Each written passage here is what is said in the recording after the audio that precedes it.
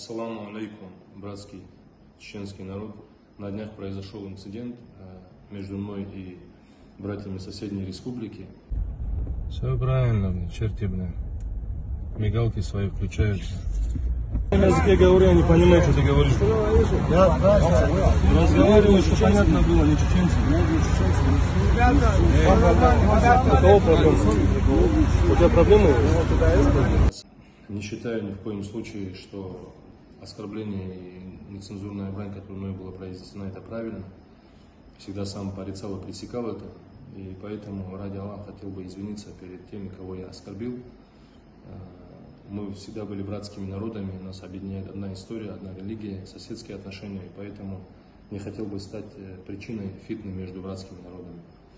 Давайте, братья, жить мирно, уважать друг друга, и все те, кто в комментариях пишут оскорбления друг другу, ради Аллаха остановитесь. Не давайте повод сажать семя раздора между нами.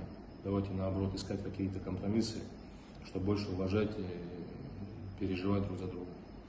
Всем желаю мира, добра, пусть Всевышний Аллах помилует всех, пусть Всевышний Аллах объединит нас на хорошем, на благом и отдалит от всего скверного.